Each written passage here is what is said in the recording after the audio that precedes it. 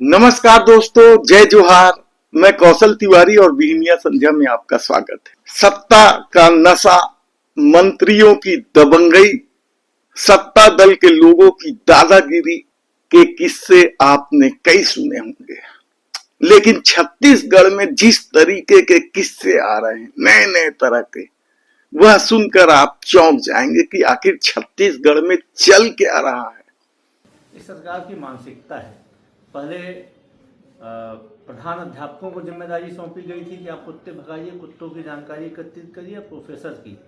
तो ये सरकार के पास में अमला है, आवारा पशुओं को, आवारा कुत्तों को नियंत्रित करने के लिए, उनको दूर भगाने के लिए नगर निगम, लोकल बॉडी का काम है, उनसे करवाया जाना चाहिए। जो हमारे अध्यापक हैं, जो हमारे शिक्षक हैं, जो प्रोफेसर हैं, उनका काम है पढ़ाई करवाना। बेहद दुर्भाग्यजनक है कि भारतीय जनता पार्टी की सरकार बनने के बाद शिक्षकों को पढ़ाई के कार्य से अलग करके बाकी सारे कार्य करवाए जा रहे हैं। अभी के दिनों खबर छपी थी कि अब तो सांप, बिच्छू, बिल्ली, इस प्रकार की चीज़ों की भी निगरानी मास्टर करेंगे। ये स्तर है भारतीय जनता पार्टी की सरकार में। किस तरह से सरकार खेल खेल रही है और मामला किस तरह से उलझता चला जा रहा है। केदार कश्यप के दादागिरी के किस्से तो आपने सुने ही होंगे, पूर्व मंत्री बृजमोहन अग्रवाल के किस्से भी आपने सुने होंगे। तो अरुण साव, विजय शर्मा सब फेहरिस्त में हैं। ओपी चौधरी के तो कहने ही क्या है। लेकिन आज हम जिस मंत्री की बात आपको बता रहे हैं, सुनकर चौंक जाएंगे। नए नवेले मंत्री हैं, पर्यटन मंत्री हैं, राजेश अग्रवाल। उनके किस्से सुनकर आप हैरत में पड़ जाएंगे कि आखिर छत्तीसगढ़ में चल क्या रहा है, किस तरह का खेल खेला जा रहा है, क्या होगा इस प्रदेश का। एक तरफ छत्तीसगढ़ियों के शोषण की कहानी है, तो दूसरे तरफ मंत्रियों के दादागिरी की। ताजा मामला बेहद ही हैरान कर देने वाला है और कांग्रेस ने तो इस मामले को लेकर सीधे कहा है कि यदि इस मंत्री को बर्खास्त नहीं किया गया तो वे हाई कोर्ट का दरवाजा भी खटखटा सकते हैं। ये बात किसी और ने नहीं, नेता प्रतिपक्ष चरणदास महंत जैसे सुलझे आदमी ने किया है। तब समझ सकते हैं कि मामला कितना गंभीर है। कहा जाता है कि राजेश अग्रवाल पहले भी विवादों में थे। याद कीजिए, आपकी एक को अपना पीए बनाने के लिए उन्होंने पत्र लिख दिया था कम पढ़े लिखे व्यक्ति को। तब उसे अयोग्य मानकर सामान्य प्रशासन विभाग ने पीए बनाने से इनकार कर दिया था, ओएसडी बनाने से इनकार कर दिया था। लेकिन ये मामला उससे भी गंभीर मामला है कि किस तरीके से राजेश अग्रवाल अपना खेल खेल रहे हैं। इन दिनों प्रदेश में धान खरीदी चल रही है और धान खरीदी में सहकारिता विभाग की महत्वपूर्ण भूमिका है। इसके साथ ही साथ धान खरीदी में घपले घोटाले के भी नए नए किस्से आ रहे हैं। बालोद जिले में याद कीजिए, पिछले ही दिन करोड़ों रुपए के धान खरीदी में गड़बड़ी का मामला सामने आया था। 2 सोसाइटियों का मामला था। तो क्या सत्ता दल से जुड़े लोग ही धान खरीदी में हो रही गड़बड़ी में शामिल है? ये सवाल मंत्री के पत्र से समझा जा सकता है या अंदाजा लगाया जा सकता है। सरकार की नीयत साफ नहीं है। सरकार धान खरीदी नहीं करना चाहती है। यही कारण है कि पंजीयन के बाद से लेकर तौलाई टोकन में सब जगह दिक्कतें आ रही, सिर्फ बहानेबाजी की जा रही है।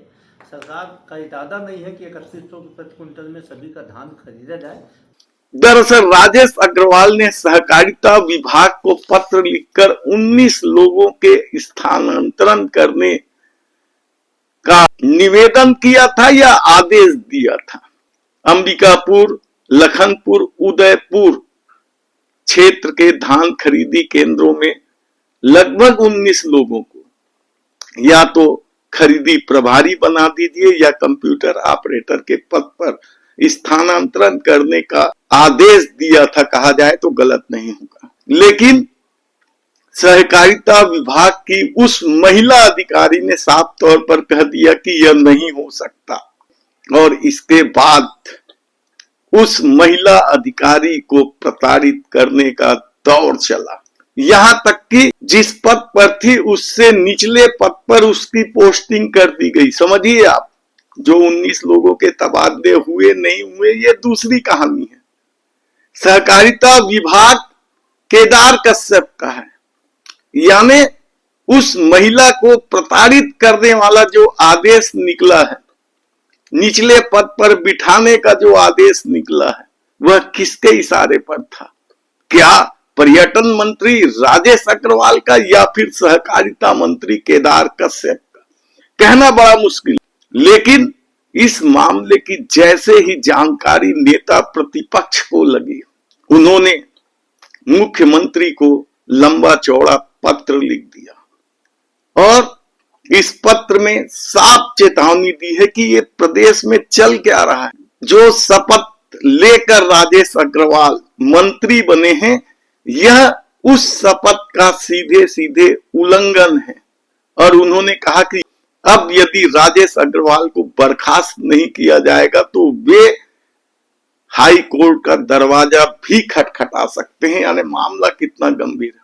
और ऐसा नहीं है कि इस तरह के खेल में सिर्फ राजेश अग्रवाल शामिल है, ऐसे कई किस्से हैं। याद कीजिए, हमने आपको बिलासपुर महापौर का भी किस्सा बताया था कि उसका लड़का किस तरीके से महापौर की गाड़ी लिए घूमता है और दादागिरी करने पुलिस तक पहुंच गया था 2 व्यक्ति को छुड़ाने के लिए।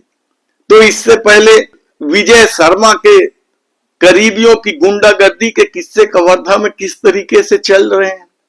और यदि पहले चले जाएं आप तो सरोज पांडे की जो हालत है, जो चुनाव वे हारी, उसकी भी बड़ी वजह कि अपने चमचों को वे ठीक से नहीं रख पाई थी, उनकी दादागिरी चल रही थी।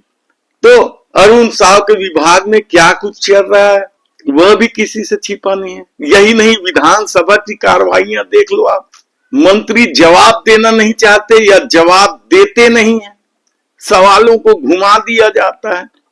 और भ्रष्टाचार के तो कितने ही उदाहरण हैं। सरकार की रीति नीति ये है कि वह कुछ भी घोषणा कर देती है, उसकी वजह से ऐसी स्थिति बनती है कि सारा कामकाज ठप हो जाए, बवाल मचने लग जाए, कानून व्यवस्था की स्थिति निर्मित हो जाए। बिजली बिल हाथ योजना को याद कीजिए आप, बगैर सोचे समझे 100 यूनिट कर दी गई। महीने भर 2 महीने बाद हंगामा के बाद निर्णय वापस लेना पड़ रहा है। तो जमीनों के रजिस्ट्री वाले मामले में, गाइडलाइन वाले मामले में भी किस तरीके से महीने भर के बेवजह के हंगामा के बाद वापस लेना पड़ा निर्णय, और उसकी वजह से जो प्रदेश को राजस्व का नुकसान हुआ वह अलग। यानी क्या कुछ चल रहा है प्रदेश में कहना बड़ा मुश्किल है। ऐसी परिस्थिति में अब जो मामले राजेश अग्रवाल के हैं, क्या वह सचमुच इतना गंभीर है? और यदि मामला चरणदास महंत उठा रहे नेता प्रतिपक्ष, बेहद गंभीर प्रवृत्ति के माने जाते हैं, सुलझे हुए नेता हैं, विधानसभा अध्यक्ष का पद तो संभाले ही है, उनके पास मध्य प्रदेश के जमाने में गृह मंत्रालय जैसा पद था, आबकारी विभाग था। वे महंत जब कह रहे हैं कि यह सीधा सीधा संविधान का जो शपथ लेकर राजेश अग्रवाल आए हैं उसकी अवहेलना है, तब आसानी से समझा जा सकता है कि मामला क्या है।